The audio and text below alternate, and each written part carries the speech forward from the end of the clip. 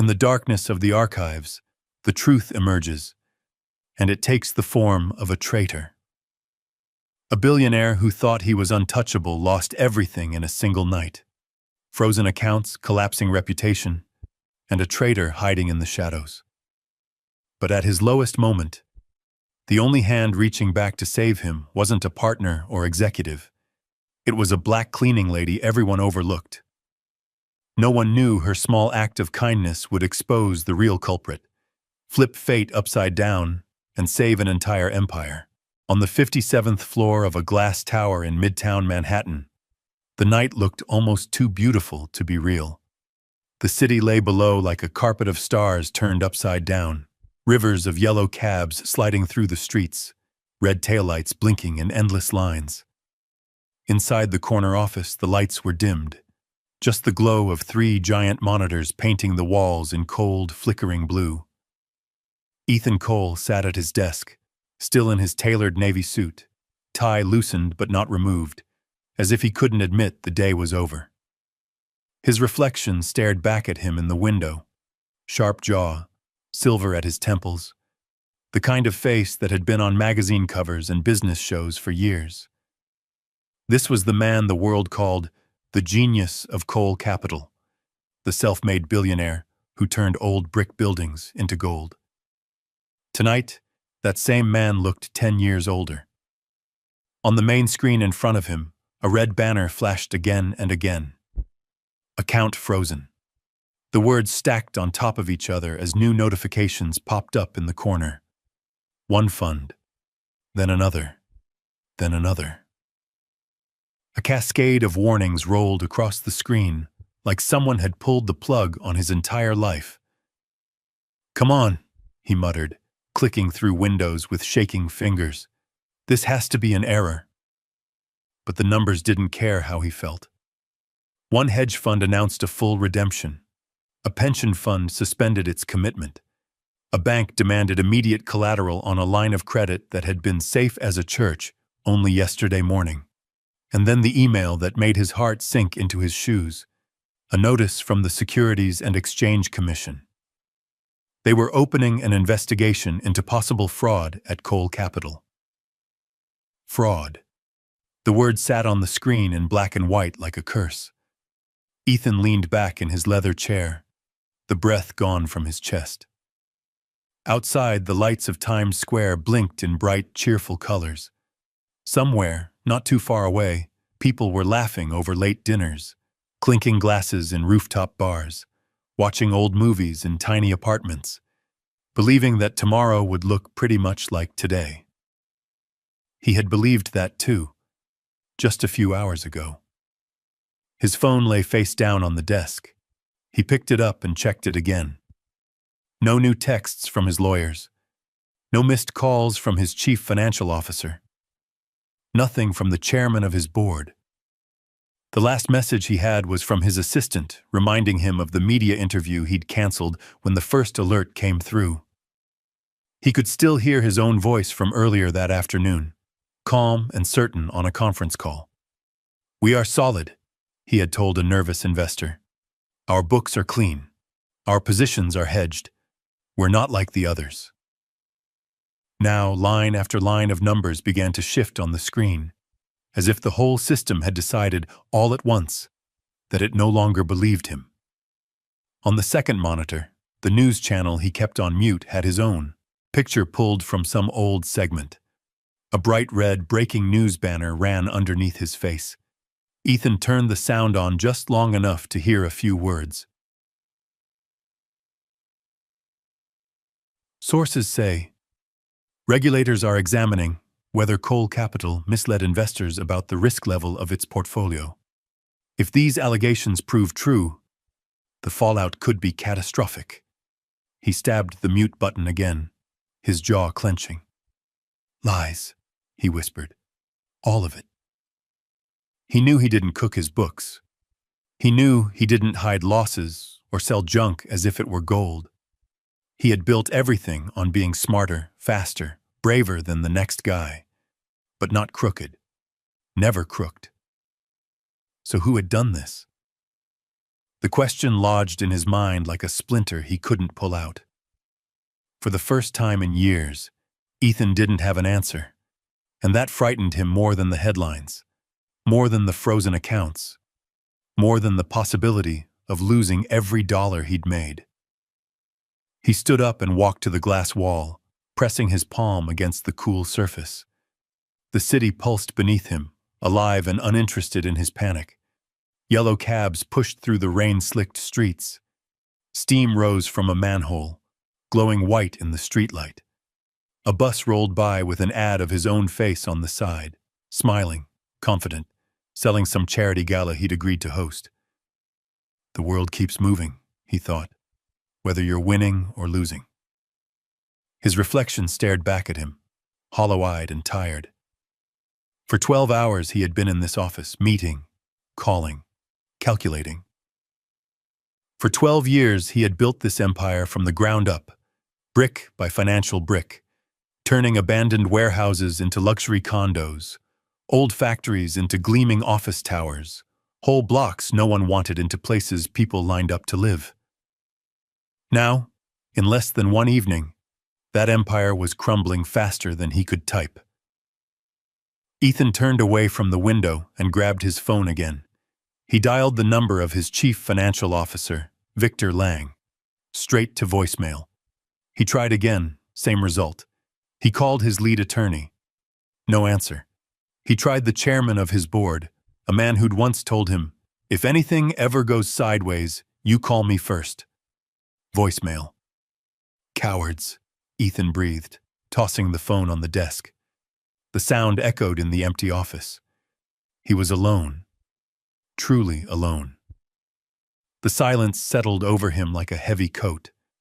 The hum of the air system, the soft buzz of electronics, the distant whisper of an elevator far below. Outside his door, the hallway lights were mostly dimmed. The cleaning crew would be making their rounds on the lower floors by now, pushing carts, emptying trash, vacuuming conference rooms where deals had been made and broken. He almost envied them, the simplicity of their tasks, the way they could finish a job and see it done. He couldn't remember the last time he felt anything was finished. Ethan ran a hand over his face, feeling the roughness of stubble. He was so tired his bones ached, but he knew he wouldn't sleep. Not tonight. Maybe not for a long time. He sat back down and opened another window on his computer, pulling up an internal dashboard only a handful of people could access. The numbers there were worse than he'd feared. Account balances dropping, margin calls looming, a pattern of transfers he didn't recognize, small at first, then larger, like someone had been testing the edges before taking big bites. It looked deliberate. Whoever did this didn't just trip a wire. They had rewired the whole house and waited for the power to surge. "This doesn't make sense," he said aloud, needing to hear his own voice. "It can't all fall apart in one night. It can't." He zoomed in on a cluster of transactions. The dates blurred. The amounts danced. His eyes burned. Finally, he pushed the chair back and stood up again, feeling the room tilt just a little. Out in the hallway, something squeaked softly. A wheel that needed oil. A rubber cart turning a corner. The familiar, forgotten sounds of the building at night. At the far end of the corridor, under the low fluorescent light, a gray cleaning cart appeared, pushed by a woman in a navy uniform and white sneakers. The cart's bottles clinked together softly as it rolled. A mop handle stuck up like a flag. Monique Harris was halfway through her shift, and her feet hurt like they always did around this time. 12 floors down, she had scrubbed coffee stains from break room counters and wiped someone's name off a meeting room whiteboard where they'd written it too hard. On the 50th floor, she had picked up 3 empty energy drink cans and a crumpled fast food bag left under a desk by some junior analyst working late. On 57, the hallway was almost completely dark. She liked it that way. Fewer eyes, fewer voices talking over her head, just the steady rhythm of her mop and the soft whir of the vacuum cleaner to keep her company. Sometimes, when the city was quiet enough, she would pause by the narrow window near the fire stairs and look out at the same view the executives saw from their offices. It reminded her that the world was bigger than bills and bus schedules and broken elevator buttons. As she pushed the cart along the carpeted hall, Monique heard something unusual. The faint sound of a television in one of the offices. The volume turned so low, she could barely make out words. Most nights by this hour, every screen was dark, every door locked. Folks with money liked their sleep. She slowed down as she neared the corner office at the end of the hall. Light spilled under the door in a thin line onto the carpet. The little brass plate beside the handle read Ethan Cole in simple, elegant letters. She had dusted that plate 100 times. Monique hesitated. Her schedule said this floor should be done by midnight, but she never entered an office if the light was still on. She'd learned that the hard way. People in suits tended to look right through her when things were normal. When they were upset, they sometimes remembered she existed just long enough to take their anger out on her. She told herself she'd skip this room and come back later, maybe after whoever was inside went home. She reached for the cart handle to turn away. Then, through the door, she heard a sound she didn't expect from a man with his name on the glass. A small, broken exhale. Not quite a sob, not quite a curse. Something in between. She paused, fingers resting on the doorframe. For a moment, she argued with herself. This wasn't her business. She was here to empty trash cans and wipe fingerprints off glass, not to get tangled up in a rich man's problems. People paid her to clean up their messes, not to ask how they got there. Still, that sound stayed with her. Monique raised her hand and knocked, just once, soft enough that if he wanted to ignore it, he could. When there was no answer, she eased the door open an inch and peeked inside. The sight that met her eyes made her stop cold. The famous Ethan Cole, the billionaire behind half the glittering towers on this island, was sitting at his desk like a man who had just survived a car crash he wasn't sure he wanted to walk away from. Papers lay scattered on the floor around his chair. The big screens on the wall flashed red banners and angry headlines. His shoulders were slumped in a way she'd never seen on a person in a $1,000 suit. He looked up sharply, eyes glassy, as if he'd forgotten other human beings existed. Monique gripped the door, ready to apologize and retreat. She had no way of knowing that stepping into that office, or stepping away, would change not only his future, but hers. And as bad as this night already looked, the worst of it hadn't even started yet. The door creaked softly as Monique pushed it open just enough to step inside. The warm floral scent of her cleaning spray drifted in behind her, so out of place in a room filled with cold screens flashing warnings. Ethan turned toward her sharply, as if the slightest sound could shatter him.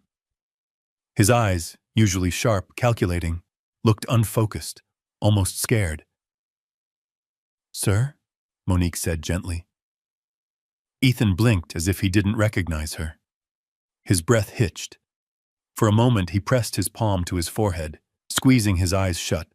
Not out of anger, but exhaustion so deep it bent his entire posture.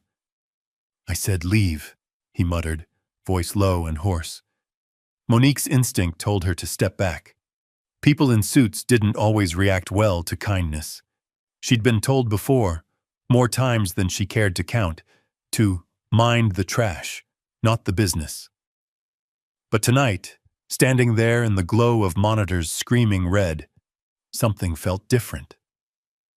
Ethan turned toward the screens again, shoulders rising and falling with uneven breaths. His reflection trembled in the glass. The man looked like he was drowning in a sea of numbers no one else could see. "Sir?"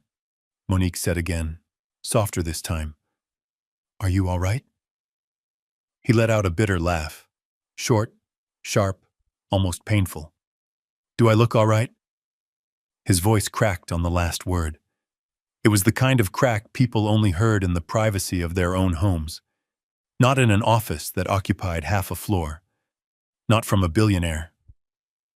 Monique took a step closer. Ethan leaned over his desk with both hands braced against the wood, knuckles white. Everything I built. Everything. It's all falling apart. And not one person I pay 6 figures has the decency to pick up the damn phone. He slammed his palm on the table. Not hard. More like a person who'd run out of strength to break anything. Monique looked at the monitors, at the headlines, the frozen accounts, the numbers that had spun wildly out of control.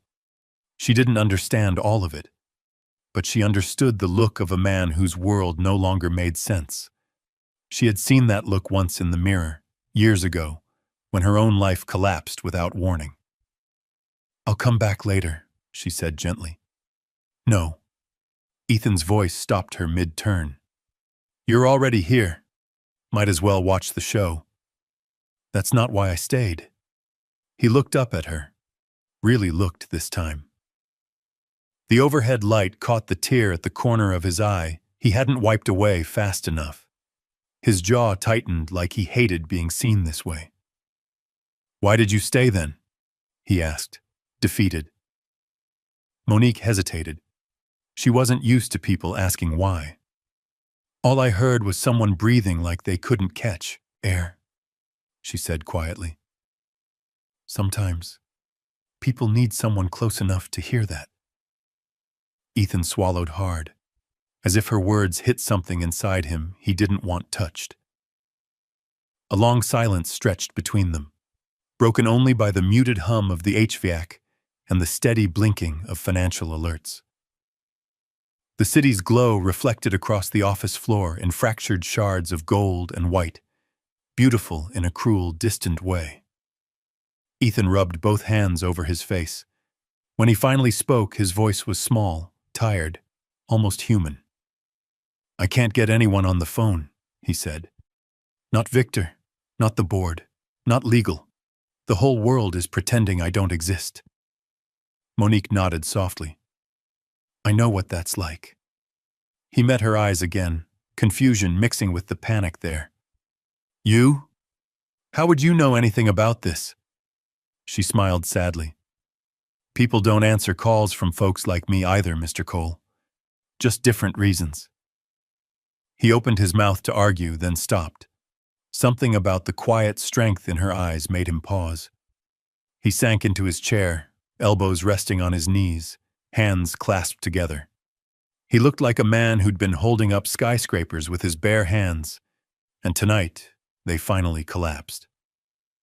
"This investigation," he whispered. "The accusations. It's all wrong. I didn't falsify anything. I didn't hide losses. I didn't steal one damn cent." His voice shook. "Someone did this to me." Monique glanced at the screens again, at the numbers flashing like silent alarms. "Then you need help," she said simply. Ethan laughed again, but there was no humor in it. "Everyone who's supposed to help me is gone." Monique took in the sight of him. The undone tie, the stirred-up papers, the tremor in his hands. The man was unraveling. Behind all the wealth and reputation and power, he looked just like anyone else on the worst night of their life. She stepped closer and, without asking, picked up a glass from his table. It still had a bit of untouched water in it. She poured it out, refilled it from the bottled jug near the minibar, and set it gently in front of him. "You should drink something," she said. He stared at the glass like it was a foreign object. "No thanks," he whispered. "It's not for me," she replied. "It's for you." Ethan lifted it with a shaky hand and took a small sip, the simplest action in the world, but somehow it steadied him, even if just a little. Outside the window, a gust of wind pushed against the glass with a low groan. The clouds shifted, and for a moment the city lights flickered on the polished floors like waves. Monique took a slow breath. She could leave now. She should. Cleaning staff weren't supposed to get tangled up in the lives of people on magazine covers. but something kept her feet planted. "You know," she said quietly, "everybody looks strong until life hits the wrong place." Ethan looked up, eyes darker than the night outside. "And tonight," she continued, "life hit you hard." He didn't deny it. Couldn't. He stared at her, really stared this time, like he wasn't used to anyone speaking to him that honestly. His voice was barely above a whisper when he asked, "What would you do if you were me?" Monique didn't answer right away. She looked around at the shattered calm of the office, at the city that sparkled like it didn't care one bit whether a billionaire lived or drowned, at the man who had everything and yet nothing to hold on to tonight. Finally, she said, "First, I wouldn't face this alone." Ethan blinked, stunned by the words he least expected from the person he least expected them from. And then, somewhere deep in his chest, something cracked open, fear or pride or both. But before he could respond, another red alert flashed across the largest monitor, brighter and louder than the rest. Ethan's eyes widened. Monique leaned forward slightly, heart thudding. The worst of it hadn't started. Not yet. A fresh alarm pinged across the monitor, louder, sharper than the earlier ones. The sudden flash lit the entire office in a burst of red. Ethan jerked upright, knocking over a stack of papers with his knee. The glass of water nearly tipped before he caught it with one unsteady hand. "What now?" he whispered, more to himself than to Monique. A new warning scrolled across the center monitor, each word punching through the air. "Additional funds withdrawn. Urgent margin call, immediate action required." Ethan's breath caught. His fingers hovered over the mouse but didn't click. It was as if his brain refused to believe the numbers he was seeing.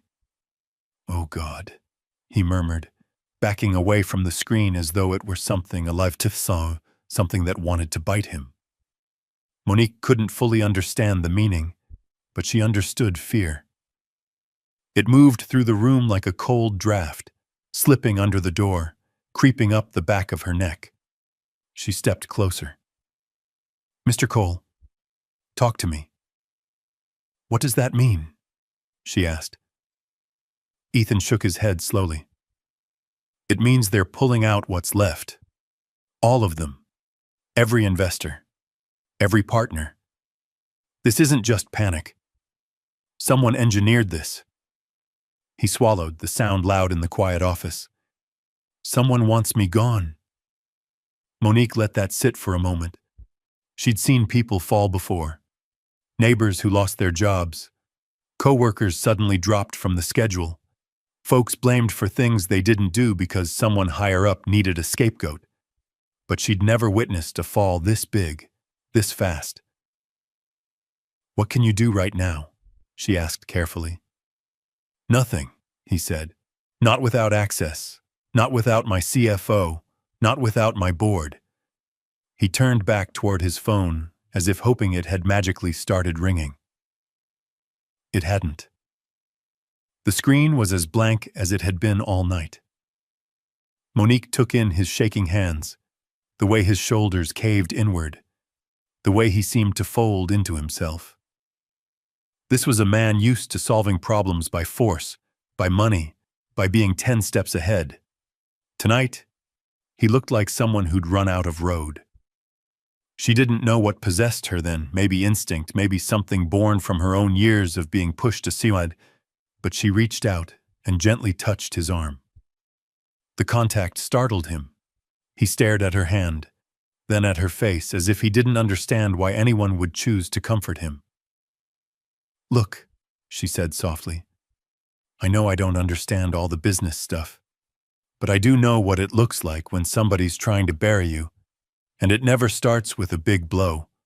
It starts with little hits you don't even notice until the whole thing comes crashing down." Ethan wiped his palms on his pants, trying to steady his voice. "That's exactly what's happening." "Then you need to breathe," she said. "Take a minute. Sit down."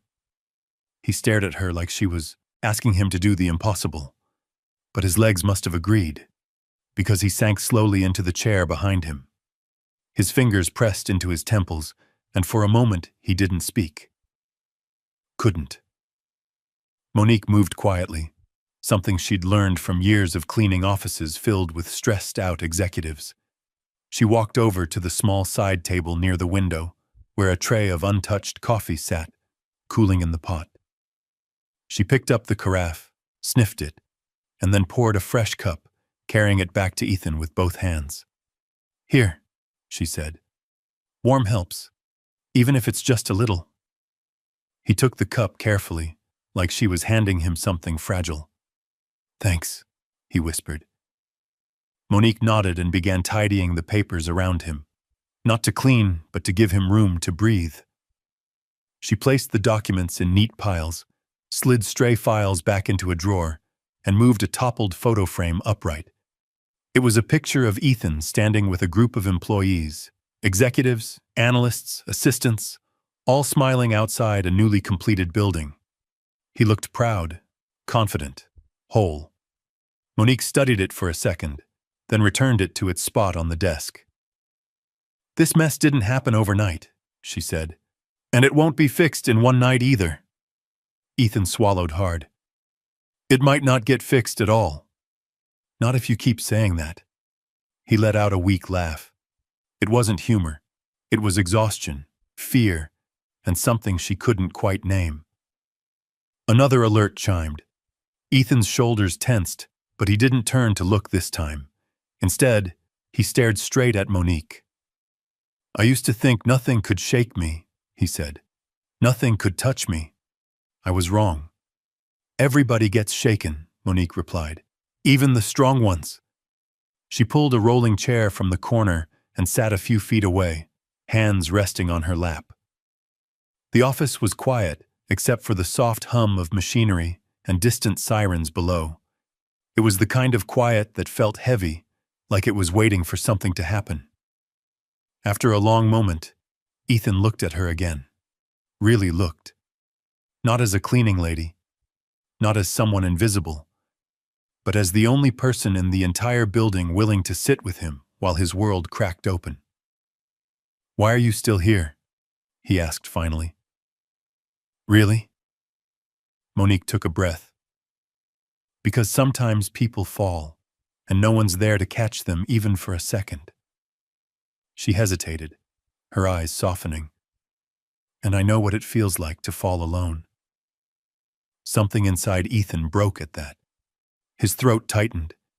He didn't want to ask, didn't want to pry, but the way she said it carried a weight that matched the heaviness he felt in his own chest. "What happened to you?" he asked quietly. Monique looked down at her hands, running her thumb over a faint scar across her knuckle. "Life," she said. "Life happened." She didn't elaborate. Not yet. And Ethan didn't push.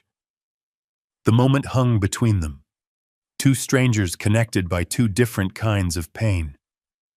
He took another sip of the lukewarm coffee and tried to steady his breathing.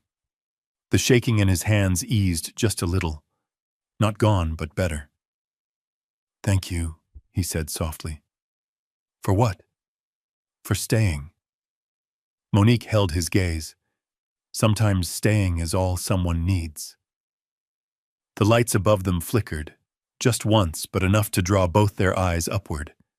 The city outside roared with distant traffic, a siren wailing somewhere, a reminder that the world kept moving even when yours stopped. Monique stood, smoothing her uniform. "I'm right down the hall if you need anything. I'll give you some space." She moved toward the door, gripping the cart handle lightly. Her sneakers whispered across the carpet. Ethan watched her, a strange ache forming in his chest. He didn't want her to leave, but he didn't know how to say it. He'd spent years keeping people at arm's length, and now, on the worst night of his life, the only person he wanted nearby was a woman whose name he hadn't learned until tonight. Just as Monique reached the threshold, another series of alerts began flashing violently across the screens. The room lit up like a fire alarm, red reflecting in her eyes. She turned back sharply. "Mr. Cole? What is that?" Ethan stared at the monitor, color draining from his face. "That," he said, standing slowly, "is everything getting worse." Monique stepped back into the office, letting the door swing shut behind her. Neither of them knew it yet, but this was the moment their two falling worlds began to collide, and nothing would ever be the same. The screens exploded with motion. Charts dipped. Red notifications multiplied. Numbers vanished from one column and reappeared in another. It looked like a digital storm, each flash of light exposing another hole in the floor beneath Ethan's life. He moved closer, eyes wide and frantic. No, this isn't a panic. This is calculated." Monique stood behind him, watching the way his jaw clenched, the way his shoulders hitched up with every new warning. She wasn't a Wall Street analyst. She didn't understand futures or leveraged positions, but she knew patterns. She'd built half her previous life on reading them. On the right monitor, a series of wire transfers scrolled by.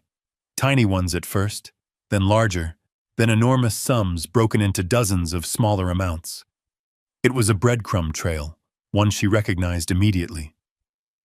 "Hold up," she whispered without meaning to. Ethan barely heard her. "What? What now?" Monique pointed at the transfers. That what? That pattern. Those numbers right there. They don't belong." Ethan frowned at her. "Monique, these are complex transactions. I know what I'm looking at," she said, surprising even herself with the firmness in her voice.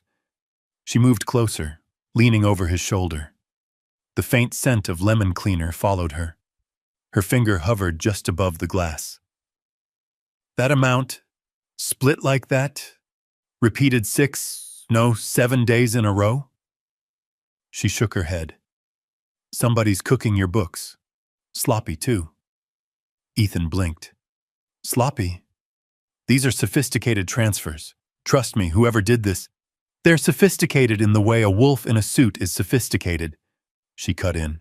"Mean and calculated, not smart." She exhaled slowly.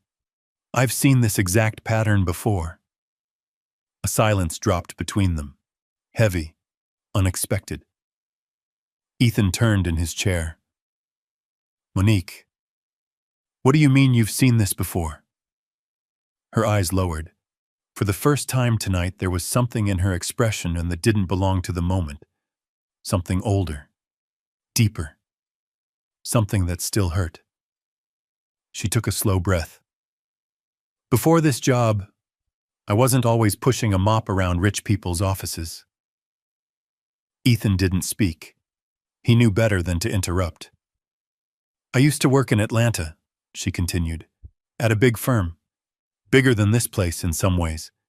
They trusted me with the internal accounts, audits, balance sheets." Her voice tightened. "They said I was good. Real good." Ethan leaned in. "What happened?" Monique's fingers pressed into the cleaning cloth she was holding, as if steadying herself. "Someone higher up was moving money. The same way I'm seeing it here. Same kind of structure, same timing, same increments. A shell game. And when the whole thing blew up, they pinned it on the lowest name on the list." Her voice went flat. "That was me." The office seemed to breathe with her confession. The city lights behind the window flickered like distant stars, indifferent to the truth unfolding in the room. Ethan's expression shifted, from exhaustion to confusion to something like disbelief. "Are you telling me," he said quietly, "that you were framed?" Monique gave a sad, tired smile. "I'm telling you they needed somebody to blame. And I was easy. A single black mom with no powerful friends? That's like painting a target on your own back." The ache in her words settled deep in the room. "I lost everything," she continued. "My job, my license, my savings, my apartment. Even my car got repossessed." She swallowed hard. "My son was still little then. I had to move up here because it was the only place I could find work fast. Cleaning paid enough to keep us fed. Nothing more." Ethan's throat tightened. "Monique, I'm sorry. I didn't know." "Of course you didn't." Her voice was gentle, not accusing. "People don't ask women like me how we got here. They just see the uniform." Ethan inhaled sharply. Her words were too close to the truth he'd ignored for years. She straightened and nodded to the screen again. "But that's the same mess that ruined my life. Someone is setting you up, Mr. Cole. And if you don't stop it now, you're going to end up exactly like I did, except with way more to lose." Her tone was calm, but her hands trembled at her sides. Not from fear, rage she'd carried for too many years. Ethan studied her, struggling to reconcile the woman before him with the life she'd just described. "Monique, why didn't you ever fight back?" She laughed softly, bitterly. "Fight back? With what? Lawyers cost money, time costs money, appeals cost money, and when you're poor, you can't afford justice. You can barely afford breakfast." Ethan looked at the monitors again, suddenly aware of how fragile his empire was, how quickly a person could be erased. "You're saying someone inside my company is doing this," he said. "I'm saying someone with access is doing this," she corrected. "And they're using the same trick they used on me, slow moves, then a big collapse." She stepped closer to the screen, eyes sharp now, awakened. "These transactions, they're deliberate, almost like they wanted you to notice too late." Ethan's breath hitched. "I did notice too late." "Not too late," she said. "Not if you act now." Ethan stood so suddenly, his chair rolled back a few inches. "I need to find out who's behind this." Monique nodded once. "Then we start with the paper trail." "We," he echoed. For a second, she almost backed down, almost said she was just a cleaning lady who should keep her head down and stay out of trouble. But then she remembered Marcus doing homework under a flickering lamp. She remembered boxes filled with eviction notices. She remembered every time someone called her girl instead of her name. She lifted her chin.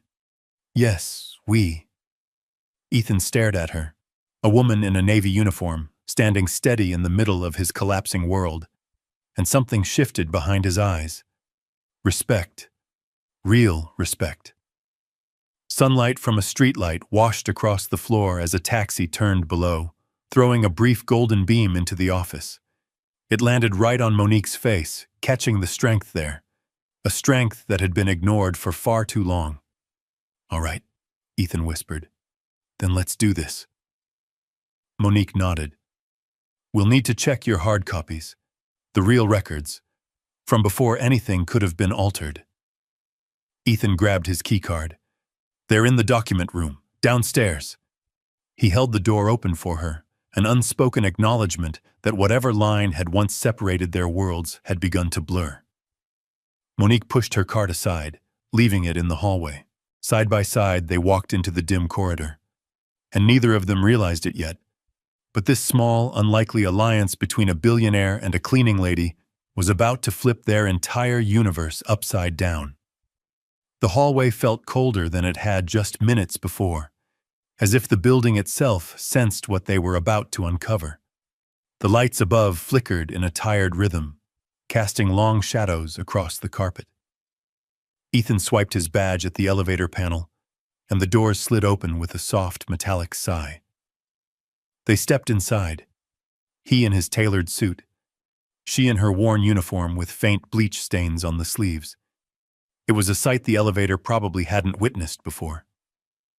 As the doors closed, the city's glow vanished, and the two of them were left in the small, quiet box suspended between 57 stories of power and 57 stories of secrets. Ethan pressed the button for the 12th floor, the secure records room, a level most employees didn't even know existed. Monique held onto the handrail, her eyes drifting up to the glowing numbers above the door as they descended. The soft hum of the motor filled the silence. She'd ridden this elevator for months, cleaning floor after floor, yet she had never been below 20. Nobody ever asked her to go lower. Tonight, a billionaire needed her to. Ethan watched her from the corner of his eye. Something in her posture, straight, steady, unshaken, felt more grounding than anything he'd felt all night. When the elevator dinged, the doors slid open to a dim hallway lined with steel and concrete. This level didn't have the polished marble of the executive floors. No city view, no decorative plants or framed awards. Just functional lighting and chilled air that smelled faintly of paper, dust, and metal. "This looks like a bunker," Monique murmured. "In a way it is," Ethan said. "This is where we keep the physical records. Contracts, statements, audit trails, everything too important to store digitally alone." "And someone could have messed with these too?" she asked. "If they were bold enough," his voice tightened. "Bold enough to sabotage the entire company." They walked past a row of silent storage rooms, each marked with a code instead of a name. LED strips lit the floor path in pale blue. At the end of the hallway was a heavy door with a keypad, a badge scanner, and a small red light that blinked impatiently. Ethan tapped his badge. The red light turned green. He typed in a long code. The lock clicked open with the slow, reluctant sound of metal that had been undisturbed for too long. Inside was a room chilled like a walk-in freezer, lined wall to wall with filing cabinets, metal shelves, and stacked storage boxes. A single overhead light buzzed, casting a white circle in the center of the room, while the edges dissolved into shadow. Monique rubbed her arms. "Feels like a place where truth goes to hide." "Or to get buried," Ethan said grimly. He walked straight toward a row labeled Financial, years 5-7. Monique followed, watching the tension in his shoulders climb with every step. He stopped in front of a locked cabinet, slid a key from his blazer pocket, and opened it. Inside were dozens of neatly filed binders, color-coded, labeled, immaculate. Ethan pulled one out and flipped it open.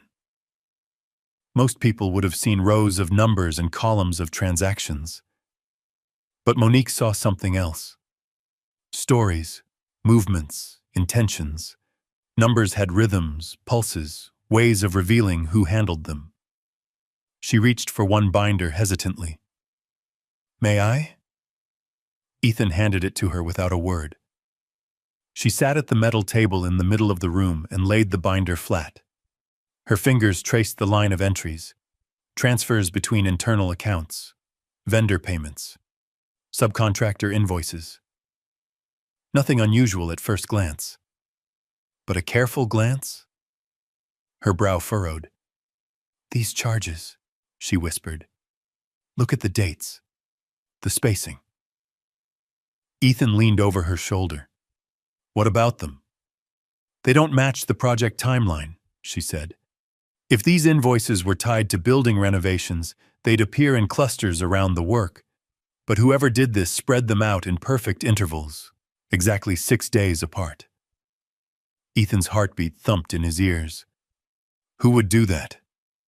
"A thief trying to stay invisible," she said. "Or someone trying to set up a pattern so clean it wouldn't raise questions, unless you knew where to look." Monique pulled another binder closer, flipping pages faster now. Her eyes sharpened, her breath caught. There it was again, the same fake rhythm she'd seen in Atlanta, the same manipulation she remembered too well, the same pattern that cost her everything. "Lord have mercy," she whispered. "It's the same hands." "The same hands as what?" Ethan demanded. Monique didn't answer at first. She stared down at the pages as though they were ghosts from her past. "Someone's replicating the fraud that ruined my life," she said finally, almost line for line. Ethan felt something cold settle in his stomach. Not fear, recognition. You're telling me this is deliberate. Deliberate, she confirmed, and personal.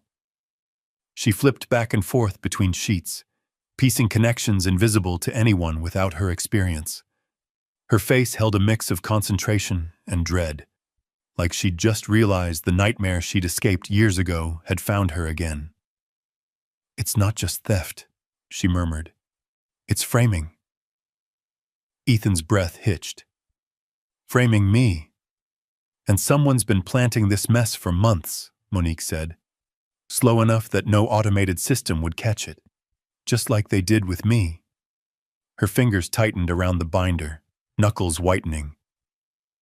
Whoever did this, she whispered, knows your system, knows your approval flow, knows exactly what you wouldn't notice. Ethan stiffened. That means someone close. Closer than you think. For a second, neither of them moved. The hum of the fluorescent light grew louder, filling the room with a low, electric tension. Then Monique pointed to a small, handwritten note in the corner of a scanned invoice, barely visible unless you were looking for it. A signature. Or rather, the ghost of one. Initials. VL. Ethan froze. Victor Lang, he said, voice barely audible. His CFO. His right-hand man, his dinner companion, his trusted advisor for 8 years. Monique closed the binder slowly. That's the same signature from Atlanta. Ethan felt the world tilt under him. His chest tightened, his vision narrowed. The betrayal hit like a punch he didn't see coming. The truth wasn't just numbers on a page anymore. It was the shape of a man he trusted stabbing him in the back. Monique touched the binder gently, almost like comforting a wounded animal. I'm so sorry, she whispered. But the room didn't allow them time to grieve. Not yet. Because in the corner of the ceiling, a tiny security camera blinked once, then stopped entirely, as if someone had just shut it down. Monique inhaled sharply. Mr. Cole, someone knows we're here. Ethan turned toward the door. And in that chilled, dimly lit room, the truth finally came alive, and it was more dangerous than either of them imagined. The hallway outside was silent. Too silent. The kind that made the hair along the back of Ethan's neck stand up. The blinking security camera in the corner had gone dark, the tiny red light extinguished like a candle pinched between 2 fingers. Someone had shut it off. Someone who knew exactly where Ethan and Monique were, and why they were there. Ethan swallowed hard. We need to get out of here. Monique didn't argue. She closed the binder gently, as if it were a fragile thing, and handed it to him. Take this one, she whispered. It has enough to prove a pattern. Steps echoed faintly somewhere down the hall, slow, measured, like a man unhurried, confident he owned whatever space he walked through. Ethan sucked in a breath. Someone's coming. Stay behind me, Monique said softly. Ethan blinked. Behind you? I should be the one. You're the one they want, she said. Not me. Her words hit him like a slap of cold air. She wasn't wrong. Whoever orchestrated the fraud wasn't afraid of a cleaning lady. But they were terrified of Ethan discovering the truth. The steps grew louder, closer. Monique reached over and clicked off the overhead light. The room fell into a dim glow from the hallway, shadows stretching long across the concrete floor.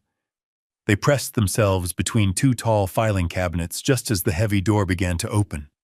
A sliver of fluorescent light pierced the darkness, falling directly across the metal table in the center of the room. And standing in the doorway, silhouetted by the hallway glow, was Victor Lang. Monique felt Ethan stiffen beside her. His breath hitched, quiet but sharp. Victor stepped inside, adjusting the cuff of his pristine shirt, the silver of his tie pin gleaming. He didn't rush, didn't call out, didn't look around in confusion like someone who stumbled onto something unexpected. He moved like a man checking a place he already knew had been disturbed.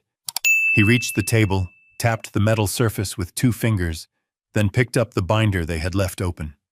One Monique hadn't had time to close properly. He flipped it open casually, like he was reviewing a menu. "Well," Victor murmured, "someone's been busy." His voice was smooth, collected, far too calm for a man whose boss was standing just feet away, hidden behind a filing cabinet while his world burned. Ethan's jaw clenched. Monique could feel the tension rolling off him. Victor turned a page, then another. His expression didn't change, but his shoulders relaxed slightly, as if confirming something. 8 years, he said into the empty room. 8 years, Ethan. You could have kept your eyes open once. He sounded almost disappointed.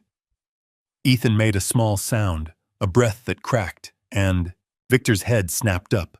Monique reacted first. She reached back, gripping Ethan's arm, grounding him with a firm squeeze. Her eyes warned him, "Don't move, don't breathe." Victor scanned the room. His eyes passed close to their hiding spot. Too close. Monique felt her pulse thudding in her ears. After a long, awful moment, Victor closed the binder and slid it back onto the table. Then he leaned both hands on the cold metal surface. His voice a soft mutter meant for no one and everyone. "It's already too late," he whispered. "You won't be able to stop it now." Then he straightened his jacket, turned, and walked out.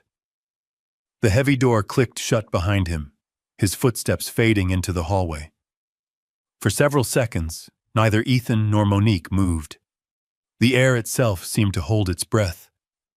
Finally, Ethan whispered, "He knew. He knew exactly what we were looking at." Monique stepped out from behind the cabinets, letting the dim light wash over her face. And he wasn't surprised one bit. Ethan rubbed his forehead with a shaky hand. "I trusted him. For 8 years. I let him run the finances, approve contractors, handle audits. Everything went through him."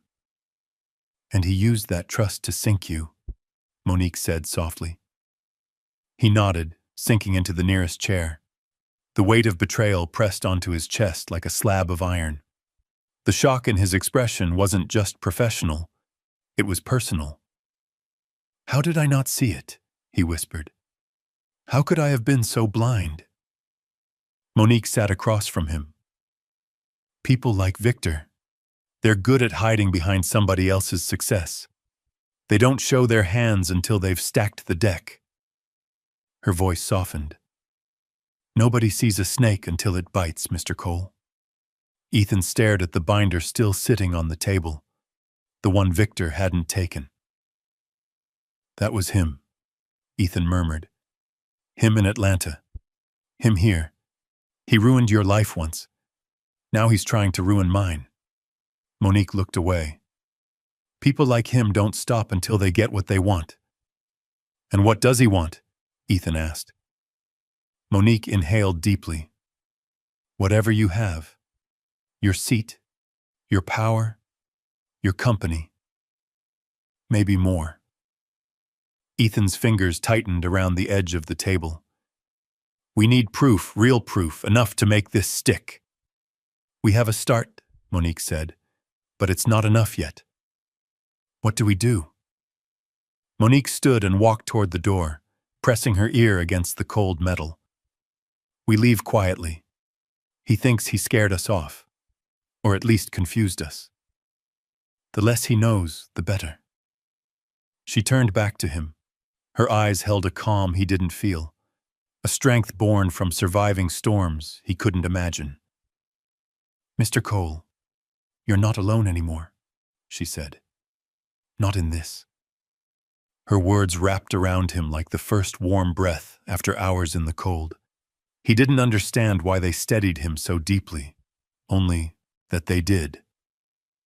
Monique pushed the door open a crack and scanned the empty hallway. "It's clear," she whispered. Ethan took one last look at the chilled room. the metal shelves, the binder that held the first glimpse of truth. Then he followed her out, closing the door gently behind them. But as they walked down the hallway, he in a suit, she in a uniform, two worlds colliding under flickering lights, neither noticed the second camera hidden in the corner. A tiny light blinked once. Recording. Waiting. Someone else was watching. Someone who wasn't Victor Lang. And the danger surrounding them was only beginning to unfold. The elevator ride back up felt strangely quiet. Not peaceful.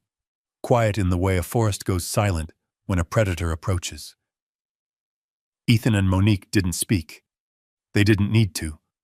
The chill in their bones, the echo of Victor's voice, the blinking camera, they were enough to fill the air between them. When the elevator stopped at the 57th floor, Ethan exhaled shakily, as if he'd been holding his breath the entire ascent. Monique pushed her cart out into the hallway, but before she could turn toward her usual route, Ethan touched her arm gently. "Monique," he said, "let me drive you home." She blinked. "Home? Mr. Cole, I still have 3 floors left to clean." He shook his head. "Not tonight. Someone cut the cameras. Someone followed us. I'm not letting you go out into the dark by yourself."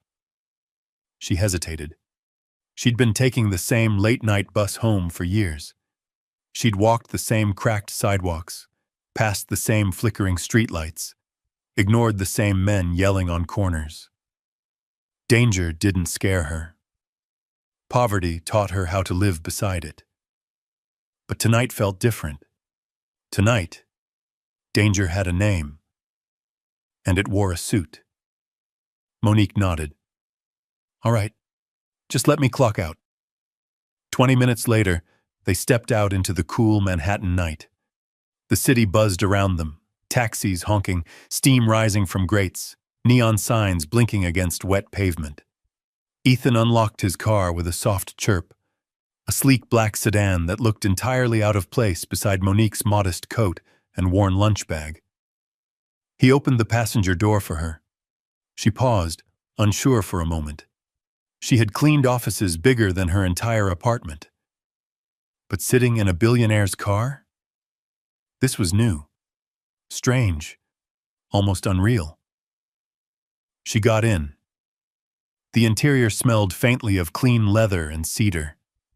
The seats hugged her back in a way she wasn't used to. Ethan started the engine, the dashboard lighting up with soft blue glow. They pulled into the stream of late-night traffic. For several minutes, neither spoke. The lights of Times Square flicked across the windshield. The radio hummed quietly, with some soft jazz station Ethan didn't remember turning on. He glanced at her. "You all right?" Monique gave a tired half-smile. "I've been through worse nights. Not many, but a few. You shouldn't have to go through nights like this at all." She chuckled softly, shaking her head. "Where I'm from, nights like this happen more often than you'd think." Ethan's grip tightened on the steering wheel. The city thinned as they crossed the East River and rolled into Brooklyn. The lights grew dimmer. The sidewalks cracked. The buildings leaned a little. People moved slower, heads down, bundled against the cold. Monique directed him through side streets, past shuttered bodegas, laundromats that stayed open through the night, and kids hanging out near stairwells, laughing too loudly for the late hour. When they reached her block, Ethan slowed the car. Her building sat beneath a flickering street lamp, 3 stories of aging brick, paint peeling around the window frames. A buzzing from somewhere inside hinted at an overworked radiator or a dying light fixture. Ethan's chest tightened. "You live here?" She nodded. "Top floor. My boy's inside studying, or sleeping, or pretending to do one while doing the other." Ethan looked at the building again, then at her. "You deserve better." Her eyes softened. Not sad, just honest. A lot of folks deserve better. Doesn't mean they get it. He parked at the curb. They sat in the car a moment longer, the hum of the engine warming the air between them. "Thank you for bringing me home," she said. "Monique, I don't want you walking alone at night anymore. Not while this is happening." "Mr. Cole." "Ethan," he corrected gently. She blinked. "Ethan, you can't protect me from everything." "Maybe not," he said. "But tonight, I can get you home safe. And tomorrow, we start proving what Victor did." Monique didn't speak for a moment. Her eyes drifted up to the windows of her apartment. One light glowed dimly behind a curtain, the only warm spot on the entire block. "My son's asleep," she whispered. "He's all I've got, and I can't lose him. That's why I can't let this mess spill into my life." "It already has," Ethan said softly, "and I'm sorry for that." She looked at him then, really looked. Past the suit, past the wealth, past the fear. She saw a man stripped of everything except raw truth. "No," she murmured. "I chose to help you, and I'd do it again." His breath caught. That simple sentence meant more than any business partnership he'd ever formed. A cold gust rattled the car. Somewhere down the block, a dog barked. A lone bus rumbled past. Monique opened the door. "I'll see you in the morning." Ethan stepped out too, walking her the short distance to the entrance. The hallway light above the door buzzed and flickered. He stood beside her as she dug for her keys. "Monique?" "Yeah?" "When this is over," he said quietly, "I want to make sure you never get blamed for someone else's crime again." Her breath hitched, but she didn't let him see the emotion in it. She pushed open the door, the hinges creaking. "Get some rest, Mr. Cole," she said with a soft smile. "Tomorrow's going to be a long day." "Good night, Monique." She stepped inside, letting the door close gently behind her. Ethan turned back toward his car, only to freeze. A black sedan sat parked beneath a broken streetlight across from Monique's building. Its engine idled. The windows were tinted pitch black. No movement inside. No lights. Just a quiet, waiting presence in the shadows. His pulse kicked. Someone was watching her, watching him. He reached for his phone, thumb hovering over 911, but the sedan suddenly pulled away, slowly, deliberately, before disappearing around the corner. Ethan stared after it, heart thudding hard enough to feel in his throat. Something was closing in, and whatever Victor had started, someone else was determined to finish. Whether either of them survived this would depend on what they uncovered next. Ethan didn't sleep that night. Not a minute. He sat in his parked car across from Monique's building for nearly an hour after the black sedan disappeared, waiting to see if it returned. The street stayed quiet. Too quiet for a Brooklyn block where life usually spilled out past midnight. Eventually, when the cold crept through the windshield and exhaustion fogged his thoughts, he forced himself to drive away. But even back in his penthouse, overlooking a city built from steel and ambition, Ethan couldn't shake the image of that shadowy car idling outside Monique's home. The sense of someone circling them, hunting them, watching their every move. Just before dawn, he gave up on sleep entirely. He showered, changed into a fresh suit, and headed back to the office long before sunrise, hours before anyone else arrived. His heart thudded with an uneasy mix of fear and determination. Today, he and Monique had to act. They had to get ahead of whoever was trying to bury them. By 7:10 a.m., he was standing in the marble lobby of Cole Capital, coffee in one hand, phone in the other. Employees trickled through the revolving doors, offering polite nods, none aware their company sat on the edge of collapse. At 7:23, Monique entered the lobby. She looked tired but not defeated. Her uniform crisp, her hair pulled back tight, her posture steady. A woman with no armor but her spirit. And somehow, it was enough. Ethan stepped toward her. "Good morning." "Morning, Mr. Cole." She paused, then added softly, "Ethan." His chest eased a bit at the sound of his first name. "You okay? Any trouble last night?" "No," she said. "Marcus slept through everything. I checked the windows twice, made sure the lock was tight. We're all right." He wanted to tell her about the black sedan watching the building, but something held him back. Maybe fear. Maybe not wanting to scare her more. Maybe needing a moment to think before dropping another stone into the pond. Instead, he said, "We should start early, before Victor gets in." She nodded. Agreed. They took the elevator up together. The morning sun cut through the glass walls, painting the hallway in gold and pale blue, but the warmth didn't reach them. Too much lay between them and daylight. As they neared Ethan's office, Monique slowed. Something on the floor caught her eye. A small white envelope. No markings. No name. Just placed neatly against the doorframe, as if someone had slid it under the door and then changed their mind about hiding it. Ethan's breath hitched. "Don't touch it." Monique crouched, and to his horror, picked it up anyway. "Monique, it's just paper," she said calmly. "If somebody meant harm, they wouldn't bother with a letter." Her fingers slid under the flap. She unfolded a single piece of paper. Her eyes scanned the page, her skin drained of color. "What is it?" Ethan asked, heart pounding. She handed him the sheet. Typed in simple black letters, centered on the page. "Stop digging or you'll lose more than money."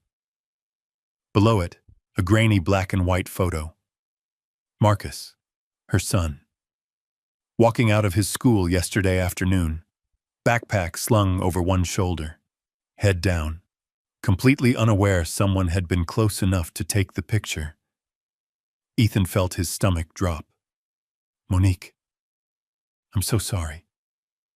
For a long moment, she didn't speak. She didn't cry, didn't panic, didn't crumble. She just stared at the picture, jaw tight, eyes hardening like steel left too long in the fire. Finally, she folded the letter with slow precision. "They're scared," she whispered. "That's all this is. Scared people threaten what they can't control." Ethan shook his head. "This is more than fear. Someone is trying to break you, intimidate you." "And it worked," she said quietly. "I'm terrified." She met his eyes, and he saw it. Real fear, deep fear, but behind it, something stronger. "But I'm not backing down," she said. "Not after what Victor did. Not after Atlanta. Not after all those years of being treated like dirt while men like him rise." Ethan felt something in him shift. Admiration. Respect. A connection he hadn't expected. "You don't have to do this," he said. "Yes," she replied, voice steady. "I do." He swallowed. "Then we'll figure out the next step together." They entered his office and locked the door behind them. The blinds stayed closed. Ethan turned on only one lamp, low, warm light pooling across his desk. "We need evidence," he said. "Not just suspicions, something that ties Victor directly to the transfers. And we need to do it without letting him know we're onto him," Monique added. The two sat across from each other, leaning over notes, binders, and printouts. The room filled with the rustle of paper, the clicking of pens, the quiet intensity of two people racing against time. Monique pointed to a line item. "Here, this vendor doesn't exist." Ethan nodded. "This subcontractor either." They worked through the morning, reconstructing months of financial activity. Piece by piece, the shape of the fraud emerged. Complex, hidden, deliberate. At 10:02 a.m., Ethan's office phone rang. He stared at it. The caller ID displayed one name: Victor Lang. Monique tensed. "Don't answer if you don't feel safe." But Ethan exhaled slowly and pressed the speaker button. "Victor?" he said, voice steady. "Morning, Ethan," Victor replied, too casually. "Got your messages last night. Busy evening. You all right?" Ethan's gaze flicked to Monique. She gave a small nod. "Stay calm." "Yes," Ethan replied. "Rough night. We should talk later." "Of course," Victor said. "We all want what's best for the company." The line went dead. Ethan rubbed a hand across his mouth. "He's pretending nothing's wrong." "Because he thinks he scared us off," Monique said. "Which is exactly what we want him to think." They returned to work, but a shadow lingered between them. The picture of Marcus, the threat, the black sedan. Shortly after noon, Monique's phone buzzed. A text from Marcus. "Mom, were you home early this morning? I thought I heard something outside." Her fingers tightened around the phone. A tremor rolled through her, fear mixed with fury. "No," she whispered. "No, I wasn't home early." Ethan watched her face pale. "Monique," she took a breath, centered herself. "I need to go home after work," she said, "just to check on things. Make sure the windows are locked. Talk to my boy." "You won't go alone," Ethan said immediately.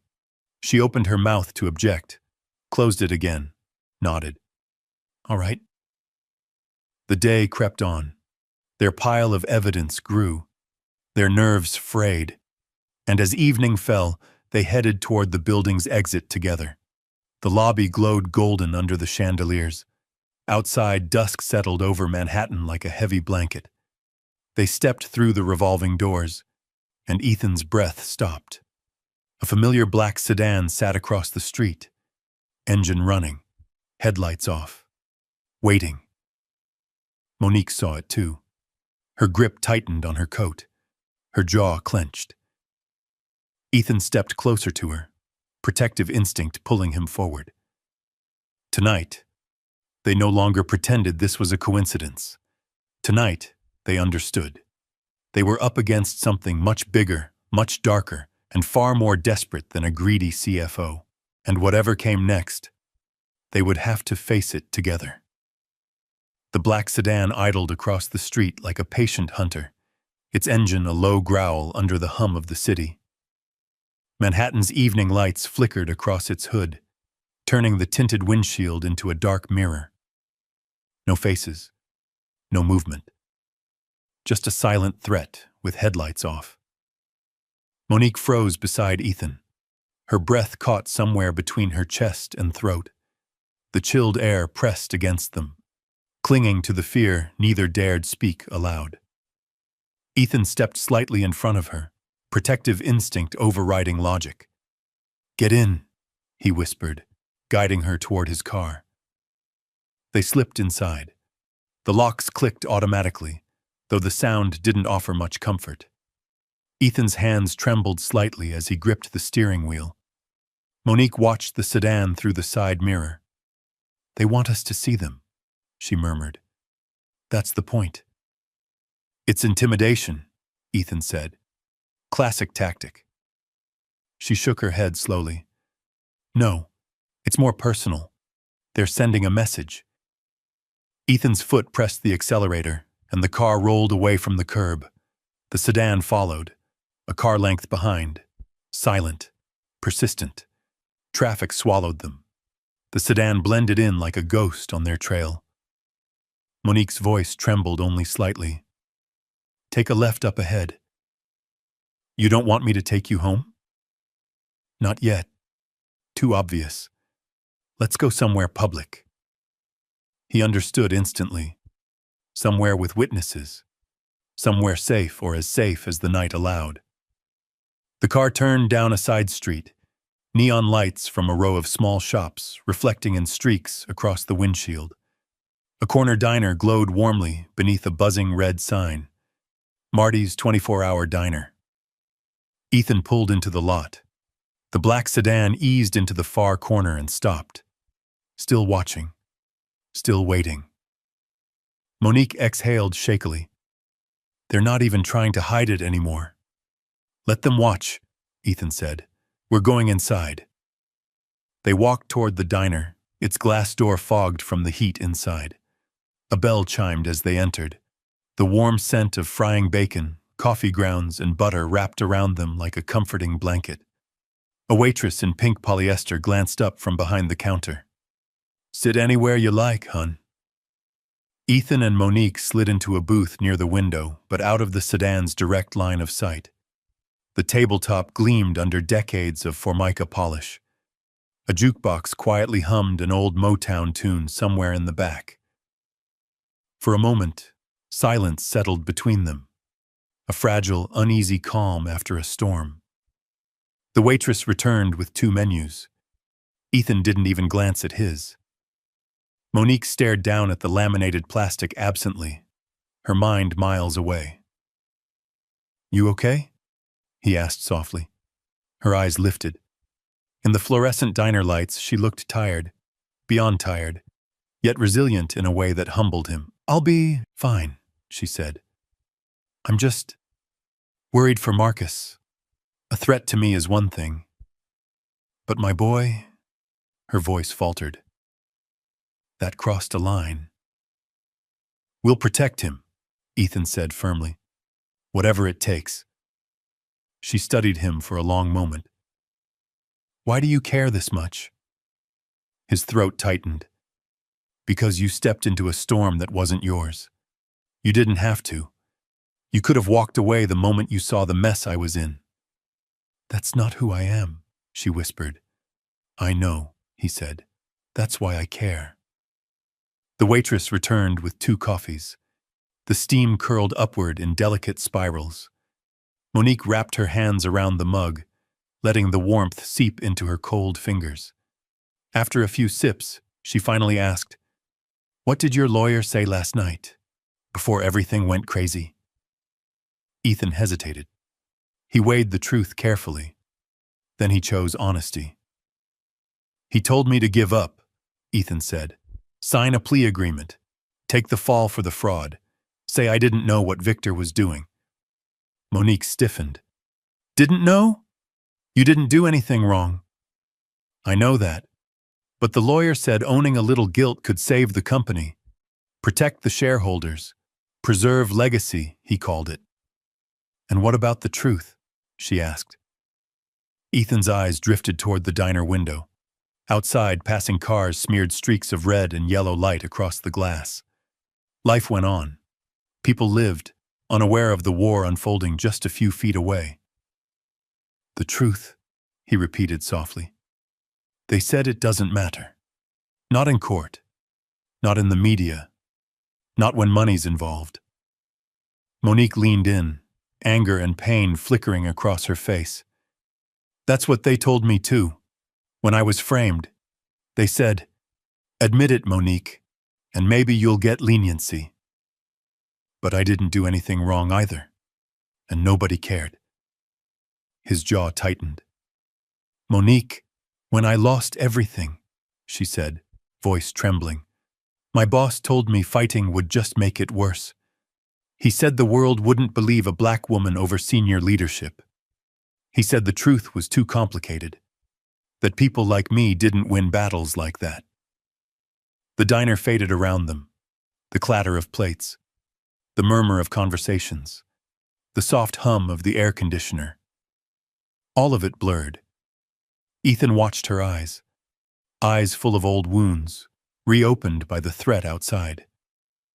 They ruined my life, she whispered, and nobody fought for me. A long silence followed. Then Ethan reached across the table, rested his hand near hers, not touching, but close enough that she felt the warmth.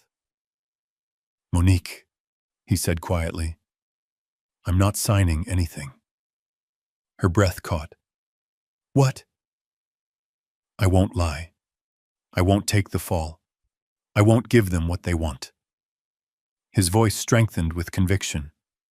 I want to expose the truth, all of it, and I want to fight back.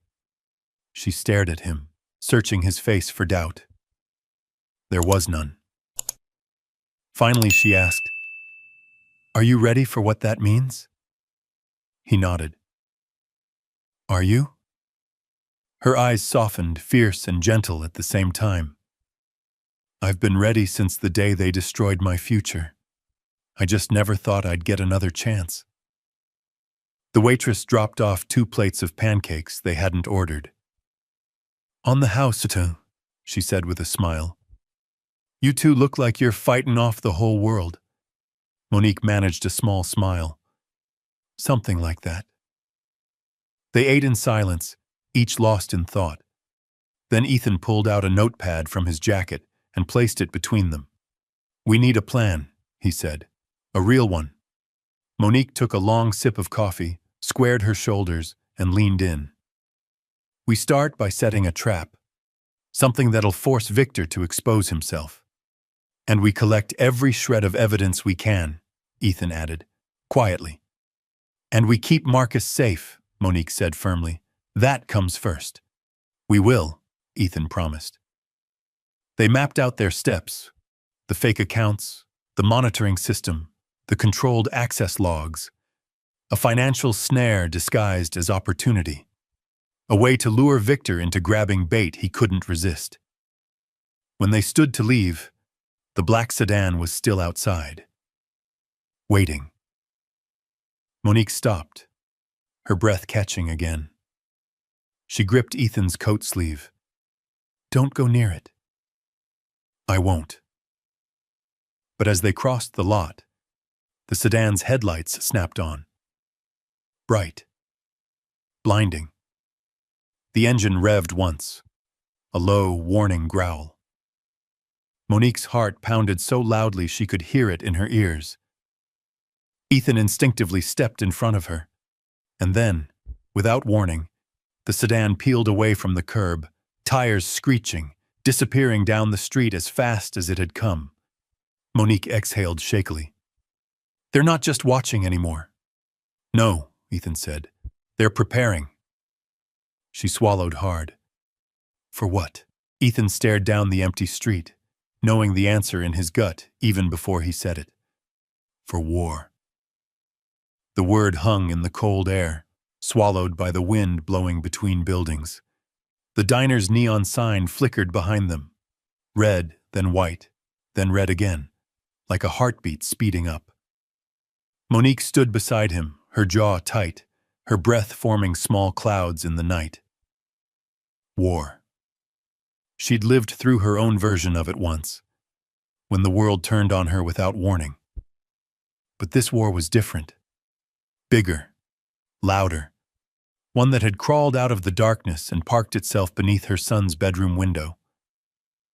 They got into Ethan's car, locking the doors almost in the same motion.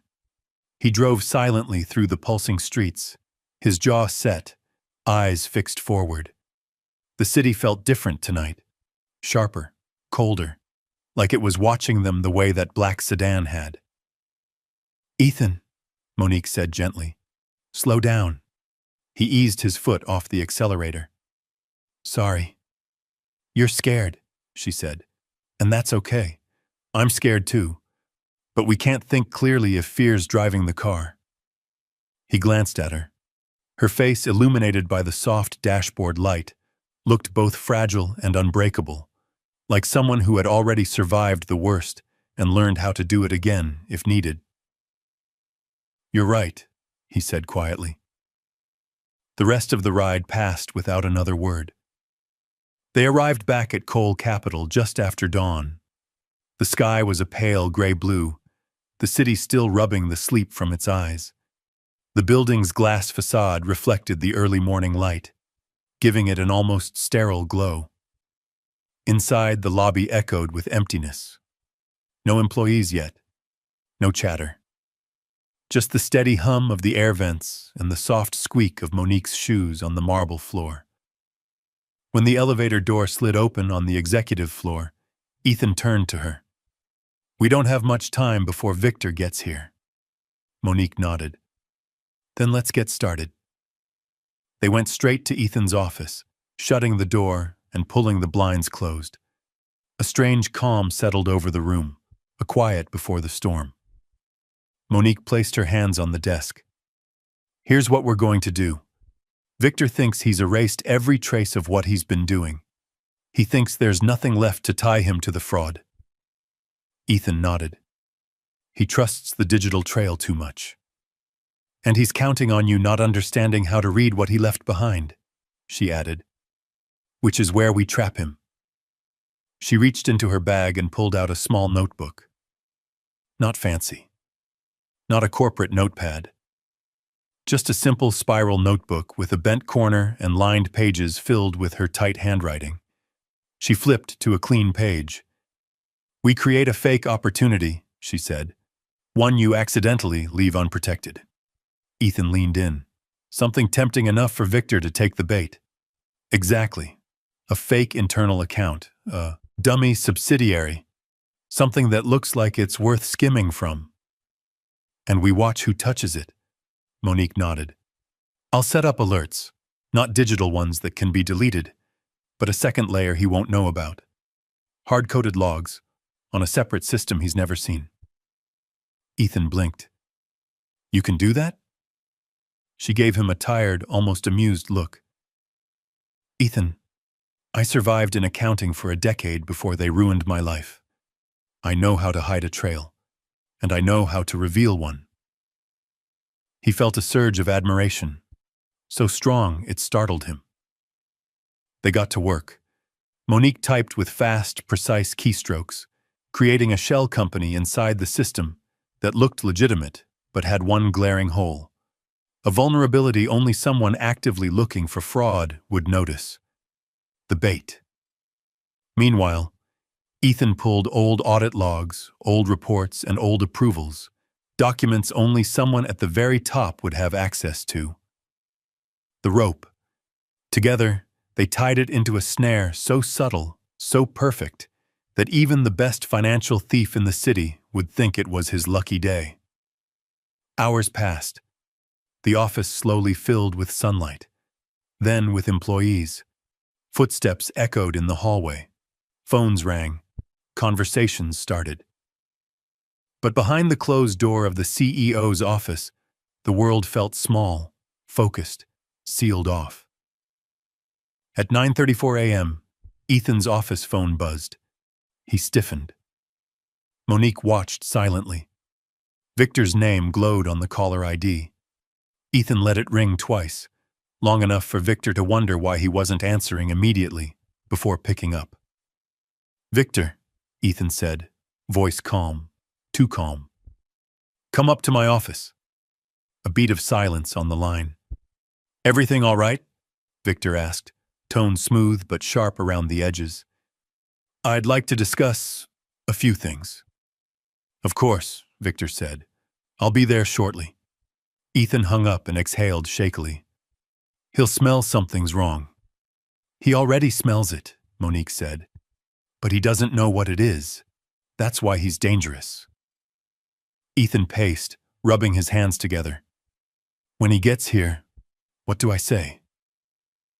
"Nothing," Monique replied firmly. "Let him talk. Men like Victor always talk, and the more nervous they are, the more they reveal." A knock at the door. Monique slipped behind a nook near the bookshelf, hidden but able to hear every word. Ethan called out, "Come in!" The door opened. Victor stepped inside, suit crisp, smile too polished, eyes too alert. He shut the door behind him. "You wanted to see me?" Victor said. Ethan gestured to the chair across from his desk. "Sit." Victor sat, crossing one leg over the other. "You're looking better today. Rough night?" Ethan kept his face still. "Just needed some clarity." Victor nodded sagely. Of course, these situations can be overwhelming. Ethan leaned forward. Tell me, Victor, do you think there's a way to stabilize the assets? To show enough liquidity to calm investors? Victor didn't blink. Possibly. It depends on which accounts we prioritize. Ethan slid a document across the desk. The bait account. I found this one. Looks promising. Victor's eyes flickered. Just for a fraction of a second. Just enough. He hummed, picking up the page. Interesting. I hadn't noticed this one before. He was lying. Ethan knew it. Monique knew it. They could feel it in the way his voice brightened, in the subtle excitement he tried to hide. Victor placed the paper down. I can look into this. Discreetly. Ethan nodded. Please do. Victor stood. I'll get right on it. He left the room. Monique emerged from behind the shelf. He took the bait. Ethan sank into his chair. Now we wait. Not long. At 11:12 a.m., an alert pinged on Monique's hidden monitoring system. Unauthorized access. Suspicious activity. Exact timestamp. Exact location. Exact credentials. Victor Lang. Monique stared at the screen, breath trembling. We got him. Ethan closed his eyes. For the first time in days, relief, small, fragile, but real, bloomed in his chest. But just as the moment settled, Monique's phone buzzed. She glanced down. One new message. Unknown number. She opened it. Her blood ran cold. It wasn't a threat this time. It was a live photo. Taken from outside her apartment window. Marcus sitting at the kitchen table, doing homework. She whispered, Ethan. He turned. What is it? She handed him the phone with shaking hands, his face drained of color. Fawen. The war had officially become personal, and the enemy was done hiding. The office seemed to shrink around Monique as she stared at the glowing screen of her phone.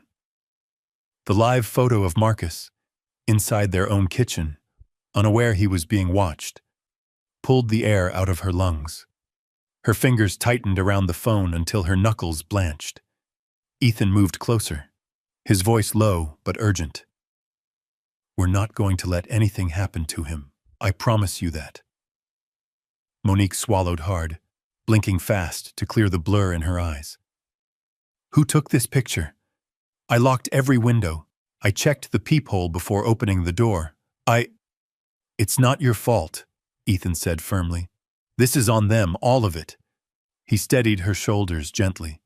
For a moment, she let herself lean into the support. Just a breath. Just long enough to stop her knees from buckling under the weight of fear only a parent could understand. Then she straightened.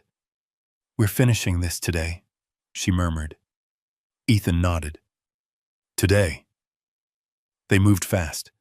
Faster than fear could grab hold again. Monique collected every screenshot, every timestamp, every transferred dollar that traced back to the hidden hands inside the company. Ethan printed out copies of the unauthorized access logs, especially the ones showing Victor using his credentials to siphon money into the false account they'd built. By early afternoon, they had a folder so thick it barely closed. Ethan looked at it, jaw hardening. This is enough. It has to be, Monique whispered. We don't have another night. He lifted the folder. We're going to the boardroom. Monique froze. Now? Without warning? Especially without warning. Her throat tightened. She wasn't dressed for this. She wasn't someone the board wanted to see. She was the kind of person they walked past without greeting, whose name they never bothered to learn. But today, she would stand in that room as the woman who uncovered the truth, not the woman who cleaned up their coffee stains. All right, she said softly. Let's go. The boardroom on the 40th floor looked like the command center of a powerful nation. Long mahogany table, 12 leather chairs, panoramic glass wall showing the Manhattan skyline draped in late afternoon haze. Sunlight glinted off the tall buildings outside, but inside the space felt cold, almost clinical. One by one, board members trickled in, wealthy, impeccably dressed, carrying the air of people who believed they controlled the world with signatures and handshakes. None of them looked twice at Monique when she and Ethan entered. Victor was already seated, his expression calm, too calm. "Ethan," Victor said, crossing one leg over the other. "You called an emergency meeting? I hope this is about stabilizing the company." "Oh, it is," Ethan replied. And then he placed the thick folder in the center of the table, something in. Victor's smile flickered. "What's this?" asked Elaine Godfrey, one of the senior board members, adjusting her glasses. "Proof," Ethan said simply. The room quieted. Everyone leaned in without leaning in, the way powerful people do when they expect to hear something that might affect their fortunes. Ethan opened the folder. He didn't look at Victor. Not yet. Monique stayed at his side, silent but strong, clutching the extra copies she'd made. Ethan began. "Last night, I discovered inconsistencies in our financial statements, patterns of fraudulent transfers. When I investigated, I found that someone inside this company has been orchestrating a coordinated plan to drain our assets and trigger a collapse." Murmurs rippled across the table. Victor's jaw tightened, though he masked it quickly with a calm, patronizing smile. "This is serious, Ethan.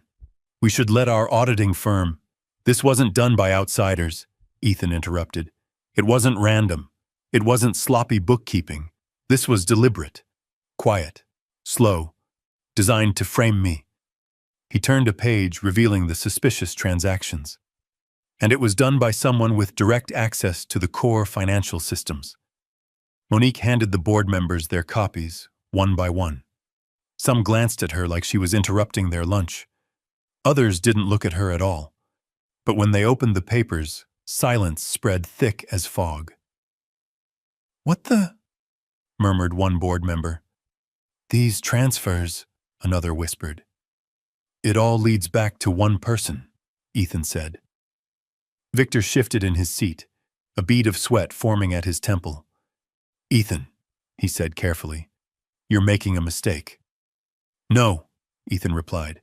"I made a mistake trusting you." He slid the final sheet across the table, an access log with a timestamp, IP address, and login credential. "Victor's." The room erupted. "You accessed restricted accounts? These dates correspond to the missing funds. Is this a joke? Victor, explain this." Victor held up his hands. "Everyone needs to calm down. This is clearly a setup. You know Ethan has been under pressure." "Cut it," Ethan snapped. "We created a dummy account this morning, a fake opportunity, and guess who accessed it within an hour?" Monique's voice, steady as stone, filled the room. "Victor Lang." Every head turned to her. She didn't flinch. "You all don't know me," she said. "Most of you have probably seen me cleaning the halls and never said a word.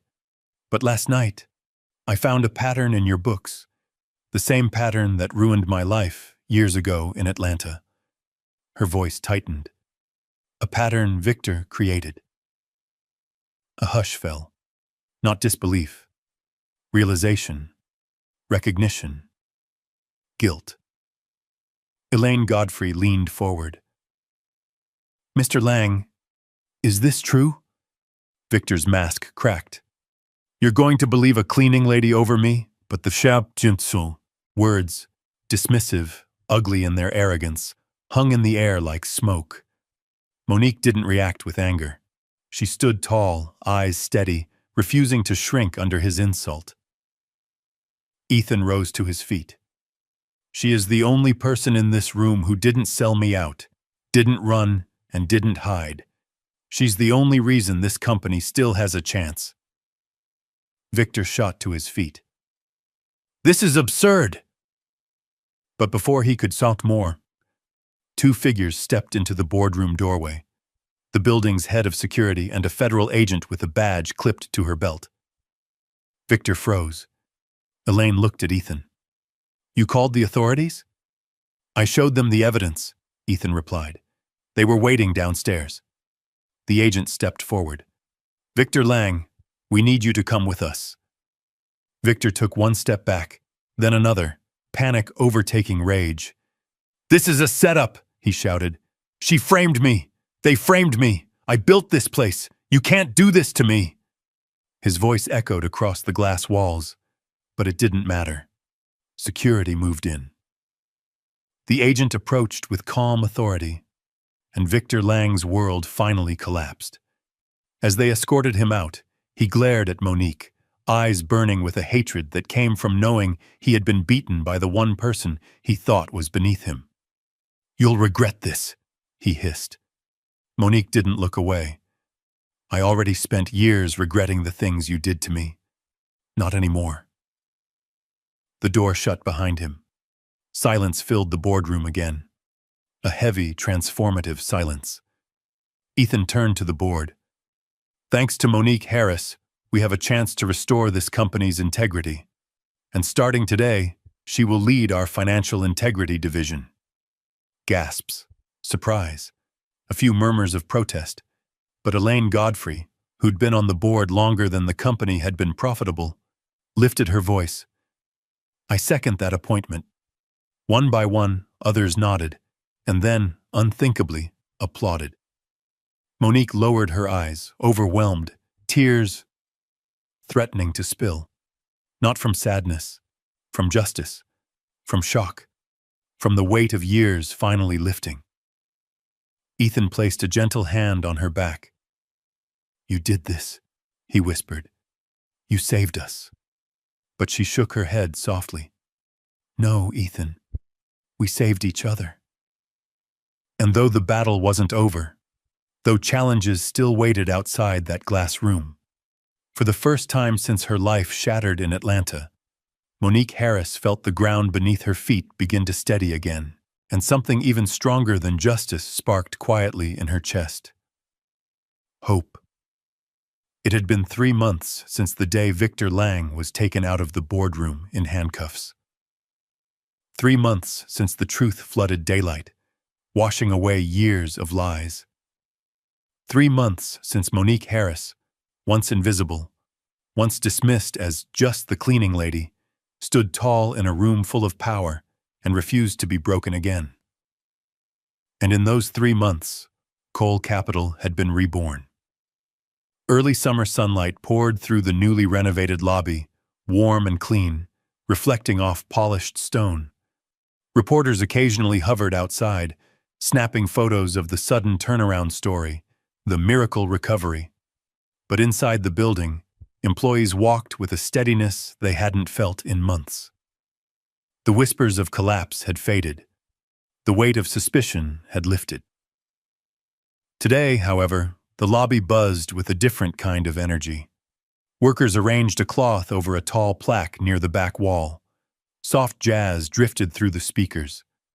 A small group of employees gathered quietly, waiting for something they knew was important, even if they didn't yet know how important. Ethan stood near the center of the room, straightening his tie. He looked healthier than he had the night his world nearly collapsed, less hollow, less frantic. He moved with the grounded steadiness of a man who had been humbled and rebuilt by truth, not power.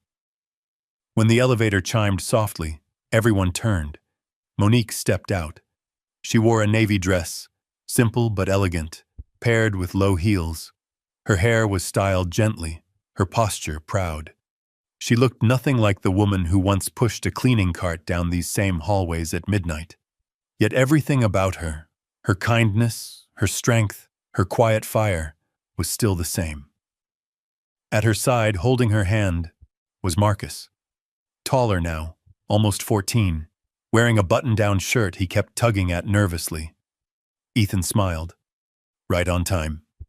Monique gave him a small look. "You dragged me here an hour early, Ethan." That's because today is important, he replied. She exhaled, still unused to being treated as someone worth gathering a crowd for. What exactly am I walking into? Nothing scary, Marcus said, grinning. Well, kind of. Monique looked down at him. Kind of. But he just squeezed her hand and nudged her forward. The room slowly fell quiet as she approached the covered plaque. Ethan stepped beside her, turning to the crowd. His voice rang clear across the lobby. 3 months ago, this company was on the brink of collapse. Fraud, betrayal, and corruption nearly wiped out everything we had built. I was ready to lose everything, because without the truth, nothing else mattered. People nodded, some looking down, remembering the fear of those days. Ethan continued. But the truth didn't come from the people we expected. It didn't come from the experts or the executives. It came from someone this company had overlooked for far too long. Monique's cheeks warmed. Her gaze dropped to the floor. This woman, Ethan said, motioning toward her, saved us. She saved our company. She saved my reputation. And she saved me from losing myself in the chaos. A swell of emotion tightened Monique's throat. She uncovered the fraud, Ethan said. She uncovered the pattern that even our most advanced systems missed. And she did it while facing threats to her safety and her family. She did it with courage, integrity, and a commitment to justice stronger than anyone I've ever known. He stepped closer, lowering his voice, not to whisper, but to speak with reverence. And today, we honor her. He reached for the cloth. Monique's breath hitched. Ethan pulled it down. Gasps filled the room. On the polished plaque, engraved in brushed gold letters, the Harris Justice Center, dedicated to integrity, truth, and the courage to do what's right. Monique covered her mouth with her hand. Marcus beamed up at her. Mom, that's your name. For a moment she couldn't speak. Tears shimmered but didn't fall. She placed a trembling hand against the cold metal, tracing the letters. Letters that would outlive her. Letters that would remind every person in this building that truth could come from anywhere. That courage didn't need permission. Finally, she turned to Ethan. You didn't have to do this, she whispered. Yes, he said softly. I did. He extended a small box to her. For a moment her heart stuttered until he opened it, revealing not a ring, but a silver key card. Her new badge. Head of Financial Integrity, Ethan said, smiling gently. Your office is upstairs, and it's yours as long as you want it. Monique blinked at the badge, her fingerprint already encoded, her name professionally printed, her title shining under the lights. I don't know what to say, she murmured. Say you'll keep doing what you've always done, Ethan replied. Seeing people, protecting the truth, keeping us honest. Her lips curved into a full, warm smile. That I can do. The employees applauded. Real applause, heartfelt applause. Some wiped their eyes. Others approached her to shake her hand, to thank her, to apologize for not seeing her before. For the first time in a long time, Monique felt seen, not for what she had suffered, but for what she had become. The ceremony ended in soft murmurs and quiet congratulations. As the crowd thinned, Ethan approached her once more. There's one more thing, he said. She laughed lightly. Ethan, if you say there's a Harris Tower somewhere, I'm walking out. No tower, he chuckled. Just a truth I never said. Monique tilted her head, curious. Ethan's expression softened. You didn't just save the company. You saved me. The man I was, before all this, wasn't someone I'm proud of. You reminded me what matters. The words wrapped around her like a warm shawl. Gentle, honest, needed. And you, she said quietly. Made sure the world understood my worth. That's something I'll never forget. Marcus walked up and slipped his hand into his mother's.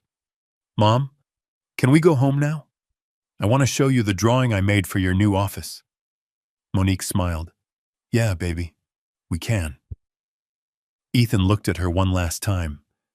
If you ever need anything at all, you know where my office is. She nodded. Same to you. They stepped out into the late afternoon sun. Brooklyn bound, ready to start a new chapter neither had ever imagined. Behind them, inside the lobby, the plaque gleamed in the warm light. The Harris Justice Center. Born from courage, built on truth, led by a woman the world once overlooked. A reminder for anyone who walked those halls. Sometimes the miracle you're waiting for looks just like the person you ignored yesterday. If this story touched your heart even just a little, drop a simple 1 in the comments. If it made you think differently about people, leave a 0. No long message needed, just a small sign that you were here. And if you want more stories of kindness, redemption, and unexpected heroes, hit subscribe and stay close. There's another life-changing story coming your way soon.